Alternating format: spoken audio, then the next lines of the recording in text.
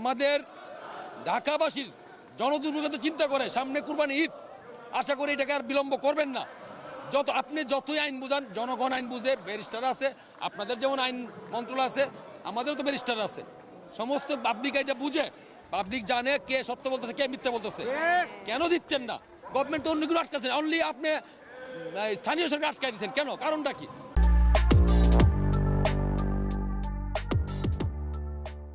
দিন যাবৎ একই কথা বলতেছি আমরা।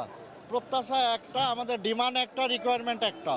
সেটা হচ্ছে আদালতের রায়, যেখানে নির্বাচন কমিশনারের গ্যাজেট হয়েছে, সেখানে ইঞ্জিনিয়ার এশরাককে না বসার কোনো লজিক, কোনো যুক্তি, কোনো অথেন্টিক কোনো কিছু আমরা পাচ্ছি না। বিকজ আজকে নগরের জনতা ঐক্যবদ্ধ হয়ে আমরা সব দল নির্বিশেষে এক হয়ে ইঞ্জিনিয়ার এশরাককে বসানোর জন্য আমরা বদ্ধপরিকর এবং অঙ্গীকারবদ্ধ। আমার দাবি, এটা একটা ন্যায্য দাবি, এটা কোনো দলের দাবি না, এটা পুরা ঢাকাবাসীর দাবি। আমাদের বাংলাদেশের সর্বোচ্চ আদালত তখন মনে করেন তাপস আর ইশাক মনে করেন নির্বাচন করছে, তখন এটা একটা আওয়ামী লীগের সরকার, একটা অবৈধ সরকার ছিল। আপনারাও ভালো করে জানেন, কোনো মানুষ নির্বাচিত হয়ে ভোটে পাশ করতে পারেন, তো তখন নির্বাচিত হইয়া ইশাক পাশ করছে।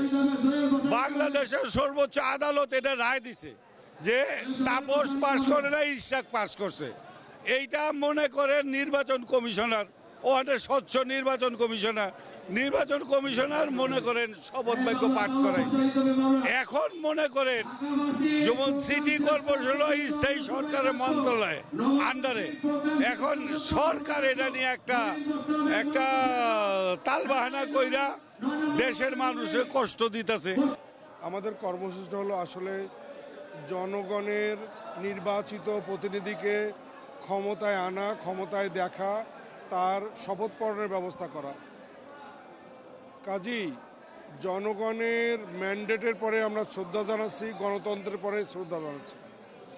জুলাইয়ের যে ছাত্রজনতার বিপ্লব হয়েছিল, এই বিপ্লব হয়েছিল কিন্তু গণতন্ত্রের জন্য, এই বিপ্লব হয়েছিল সাম্যের জন্য, এই বিপ্লব হয়েছিল ঐক্যের জন্য। তা আমরা দেখছি আদালত একটি স্বাধীন প্রতিষ্ঠান, আদালত থেকে রায় দেওয়া হলো। নির্বাচন কমিশন একটি স্বাধীন এবং সাংবিধানিক প্রতিষ্ঠান, এখান থেকে গেজেট করা হলো। এরপরে সত্যিভাবে আপনারা আইনবিদদের কাছে যান, স্থানীয় সরকার মন্ত্রণালয়ের কিছুই করণীয় নাই। এইটাকে তারা বিভিন্নভাবে ঘুরায়, গেজেট হয়েছে, তারা শপথ পড়াবে অথবা শপথের ব্যবস্থা পড়ানোর ব্যবস্থা করবে। এইটা নিয়ে ঘুরানোর কোনো সুযোগ নাই। আমরা চাচ্ছি স্থানীয় সরকার মন্ত্রণালয়ের দায়িত্বনীয় উপদেষ্টা তার শুভবুদ্ধির উদয় হবে, জনগণের প্রতি তার ভালোবাসার উদ্রেক হবে, জনরায়ের পরে তার শ্রদ্ধাবোধ জাগবে, তাহলেই না তিনি নেতা হতে পারবেন। উঠে এসে বসলেই নেতা হওয়া যাবে না। মানুষের এই ঢাকার নেতা হতে হলে তাকে ঢাকার মানুষের সাথে মিশতে হবে। একজন এসেই যে আমি নেতা হলাম আমাকে মানো, এইটা আসলে হয় না, হবে না। বাধাটা হলো স্থানীয় সরকার মন্ত্রণালয়ের মাননীয় উপদেষ্টা তিনি চাচ্ছেন না যে আমাদের জনতার রায়, জনতার ম্যান্ডেট কার্যকরী হয়ে প্রকৌশলী ইশাক ঢাকার মেয়র হিসাবে ক্ষমতায় বসুন। এখন এতদিন পর্যন্ত তো আস্তে আস্তে আন্দোলন চলছে, কিন্তু এখন আজকে অবস্থা দেখলাম আমাদের সিটি কর্পোরেশন যে কয়টা ইউনিয়ন আছে, ধরেন না শ্রমিক দল, কনজারভেন্সি ইউনিয়ন, পরিবহন ইউনিয়ন, বিদ্যুৎ ইউনিয়ন, সমস্ত ইউনিয়ন আজকে ঢাকাবাসীর পানের দাবির সাথে একত্র পোষণ করছে। আমি বিজ্ঞ মাননীয় প্রধান উপদেষ্টাকে বলতে চাই, আপনি যখন নোবেল পেয়ে বাংলাদেশে আসছিলেন, এই মাননীয় মেয়র ইশরাক সাহেবের পিতা আপনাকে জাতীয় সংসদ ভবনে প্রথম সংবর্ধনা দিয়েছিল। সেহেতু এই জিনিসটা আপনার মনে রাখা উচিত। সবচেয়ে বড় কথা, উপদেষ্টার কাছে আমরা এটা বলতে চাই, আমাদের ঢাকাবাসীর জনদুর্ভোগের চিন্তা করে সামনে কুরবানি ঈদ, আশা করি এটাকে আর বিলম্ব করবেন না।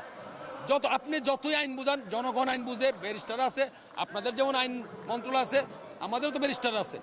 সমস্ত পাবলিক এটা বুঝে, পাবলিক জানে কে সত্য বলতেছে কে মিথ্যা বলতেছে। কেন দিচ্ছেন না? গভর্নমেন্ট তো অন্যগুলো আটকাচ্ছেন, অনলি আপনি স্থানীয় সরকার আটকাই দিচ্ছেন কেন? কারণটা কি? যে এনে আপনার কোর্ট দিয়ে দিছে, নির্বাচন কমিশনার দিয়ে দিছে, আপনি কেন আটকেছেন? এখন আপনার যতদূর সম্ভব কুরবানি ঈদের এই আন্দোলন আমরা যতটুকু বুঝতে পারতেছি, এই আন্দোলন কালকে থেকে মনে হয় সারা বাংলাদেশ ছড়া যাবে। এবং এতে কালকে যে মাননীয় মেয়র সাহেব বলছে আপনাদের ভবিষ্যৎ সংসদ না নিয়েও মানুষের সন্দেহ বিকে গেছে। কারণ সামান্য একটা মেয়র আপনারা সহ্য করতে পারতেছেন না, হ্যাঁ, যে কোর্টের মাধ্যমে আসছে, নির্বাচন করে গ্যাজেট প্রকাশ করছে, আপনারা এটা দিচ্ছেন না, তাহলে আপনার জাতীয় নির্বাচনে কীভাবে দিবেন?